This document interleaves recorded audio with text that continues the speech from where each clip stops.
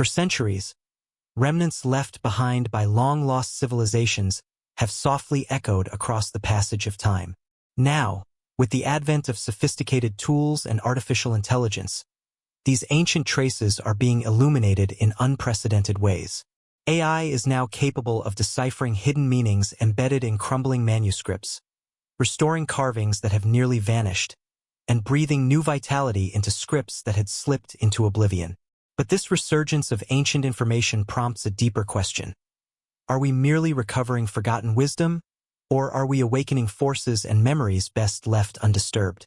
The creature dubbed the Siberian unicorn may seem like a fantasy from folklore, but Elasmotherium sibiricum was, in fact, a genuine Ice Age animal. This enormous rhinoceros, recognized by the singular large horn adorning its forehead, once wandered across the vast grasslands of Eurasia. Initially, experts believed it had disappeared from the Earth over 100,000 years ago, well before humanity's arrival. Yet, the unearthing of a relatively recent skull in Kazakhstan, carbon dated to about 29,000 years ago, tells a different story. It reveals that humans and this awe-inspiring beast once coexisted. Towering in stature and possessing that remarkable horn, the Siberian unicorn may well have given birth to early tales of unicorns in ancient lore. Analysis of its molars reveals it likely survived on grasses, and more precise radiocarbon methods have helped scientists refine its extinction timeline. This creature serves as a reminder that the roots of many mythical beings are often grounded in factual, biological history.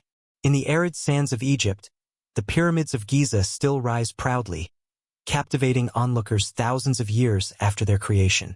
The Great Pyramid of Khufu, which looms dominantly over its surroundings, once held the record as the tallest human-made edifice for nearly 4 millennia.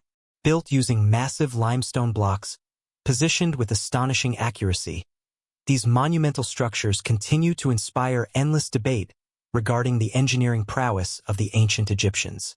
Within the pyramid's interior, explorers have encountered chambers such as those attributed to the king and queen, along with elaborate passageways, some of which remain either uncharted or sealed. Today's technology, including density-sensitive scans and thermal mapping, has revealed potential hollow spaces hidden within the pyramid's stone layers.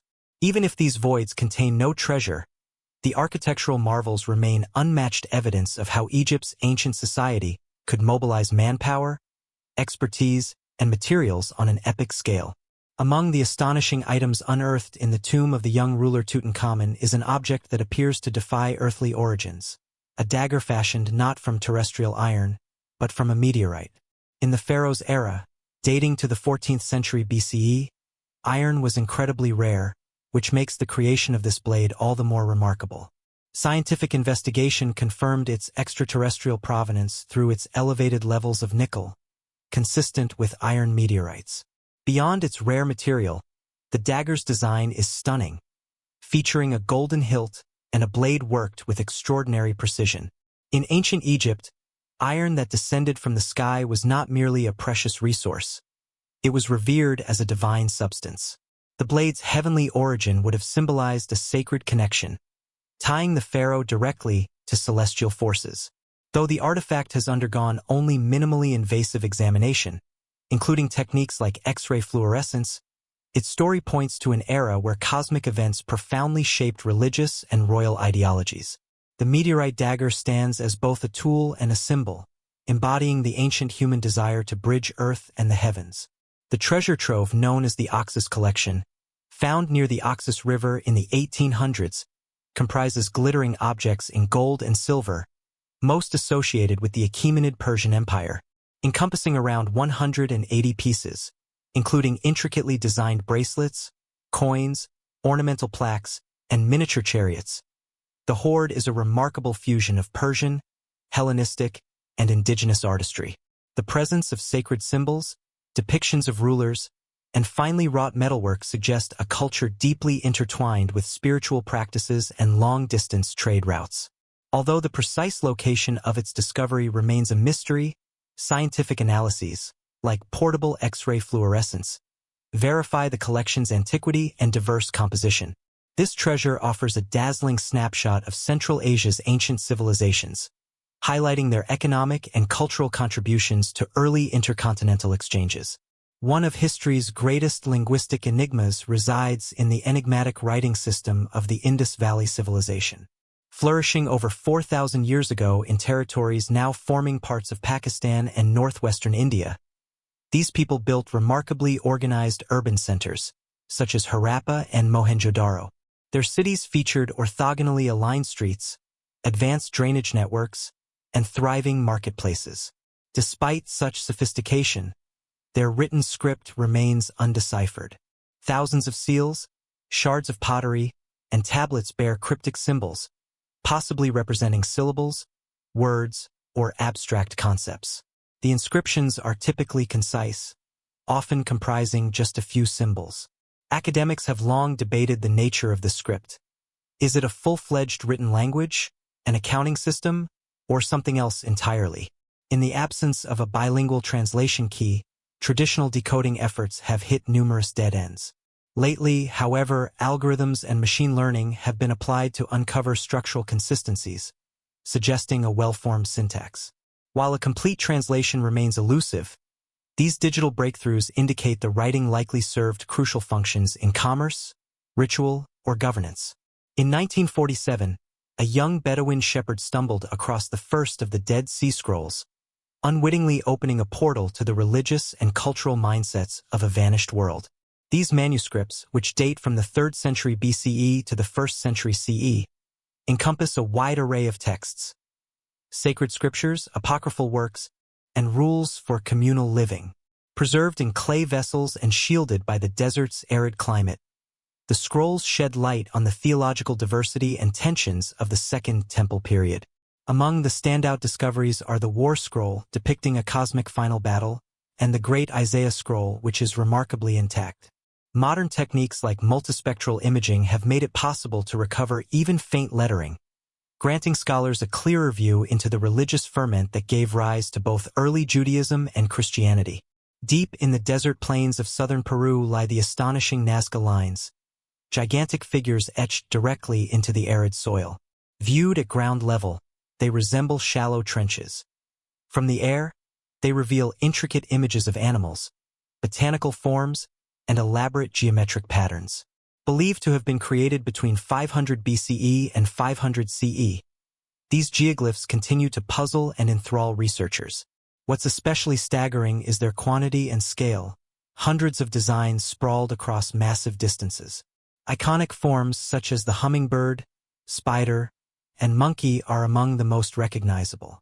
The original purpose of these artworks is still uncertain, but many experts propose that they were part of ceremonial or spiritual practices, perhaps designed to invoke rainfall or appease divine entities in a drought-prone environment. Whereas early exploration relied on aerial surveys, today's use of drones and high-resolution sensors has uncovered additional figures and faint lines. Offerings discovered near some geoglyphs bolster theories of ritual usage, suggesting that these desert drawings were far more than decorative. They were sacred expressions of a culture attuned to both land and sky. In 1939, an unassuming site in Suffolk, England, yielded a find that transformed our understanding of early medieval Britain: the Sutton Hoo Ship burial. Archaeologists discovered the remnants of an enormous vessel buried beneath a mound, likely intended as the final resting place of a powerful Anglo-Saxon leader, possibly King Raedwald. Although the wooden components had decayed, the ship's impression remained, surrounded by a wealth of burial goods. Among these were ornately fashioned weapons, bejeweled adornments, and luxury imports. Foremost among the artifacts is the Sutton Hoo helmet, an exquisite warrior's mask embellished with elaborate motifs. Ongoing study of the burial continues to reveal nuances of a society that blended ancestral pagan customs with the rising tide of Christianity. Far from a backward epoch, this was a time of vibrant trade, skilled artistry, and evolving cultural complexity. High in the remote heights of the Andes, bordering Peru and Argentina, lie frozen Incan child mummies, offered centuries ago in solemn ceremonial rites. Among them, the so-called Ice Maiden stands out for her astonishing preservation. Even her internal organs remained largely intact. These young individuals were part of the Capacocha tradition, sacrificial ceremonies conducted during momentous occasions or as supplications to divine powers. Selected for their purity and perfection, these children undertook long pilgrimages before being ritually sacrificed atop forbidding peaks. Surrounding them were items of great cultural value: figurines, textiles, and ornamental offerings. Though such practices may strike modern sensibilities as disturbing, they held immense religious gravity in Incan society. With cutting-edge, non-destructive tools like 3D imaging, scientists have managed to study these remains in detail without causing damage. Analysis of the Ice Maiden's digestive contents revealed what she ate shortly before death, offering insight into the diet of the Inca elite. Her richly embroidered attire and ceremonial headgear speak volumes about her symbolic status. These glacial tombs offer a poignant, if chilling, glimpse into a worldview in which life, death, and the divine were inseparably woven. Though the city of Pompeii is often remembered solely for its fiery demise under volcanic ash, the graffiti scattered across its walls reveal a lively, expressive populace. These informal inscriptions, ranging from romantic missives to political endorsements, serve as candid glimpses into everyday Roman life. One can find declarations of love, announcements for gladiatorial games, humorous complaints about thieves, and slogans supporting local candidates.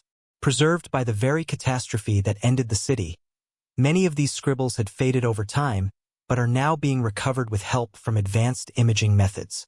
Whether offering praise to a local hero or grumbling about a neighbor's misdeeds, the graffiti demonstrate that even in antiquity, people were eager to make their voices heard and their opinions known. The mythical city of Dvarka, renowned in Hindu lore as the divine kingdom of Lord Krishna, has long been dismissed by scholars as allegory. Yet recent underwater expeditions off the coast of Gujarat in India have brought that assumption into question. Beneath the Arabian Sea, marine archaeologists have uncovered what appear to be the submerged remains of ancient walls, foundations, and defensive structures. Additional findings, such as ceramic shards and stone anchors, suggest a vibrant maritime settlement once flourished there. Radiometric dating links these ruins to epochs aligned with Krishna's tales. Researchers continue their exploration using sonar scans and remote submersibles, gradually assembling the story of this sunken city. Regardless of whether the remains are tied directly to the mythic Dvarka, they confirm that a thriving ancient civilization once stood where the ocean now reigns, demonstrating how legendary accounts often have their roots in historical reality. In 79 CE, when Mount Vesuvius erupted and decimated Pompeii, its lesser-known neighbor Herculaneum suffered a similar fate. However, it concealed a treasure of even greater rarity, the charred remnants of the Herculaneum scrolls. Stored within the villa of the papyri, these papyrus rolls were seared by intense heat but astonishingly preserved in fragile, carbonized form. For ages, scholars dreamed of reading these ancient writings, which could illuminate Roman intellectual life. Yet attempts to physically open the brittle scrolls often resulted in disintegration. Only with the development of non-invasive scanning methods, utilizing advanced X-rays combined with digital reconstruction, have researchers begun to virtually unroll these texts. Early decipherments touch on subjects like morality, pleasure, and material scarcity, possibly connected to the Epicurean philosopher Philodemus or his peers. Every fragment recovered stands as a whisper from the past, demonstrating that forgotten wisdom can lie dormant for millennia, waiting for the right tools to bring it to light. Of all the emblems of the Viking Age, few rival the symbolic weight and practical brilliance of the Viking longships. These agile vessels, crafted with overlapping wooden planks and designed with shallow drafts,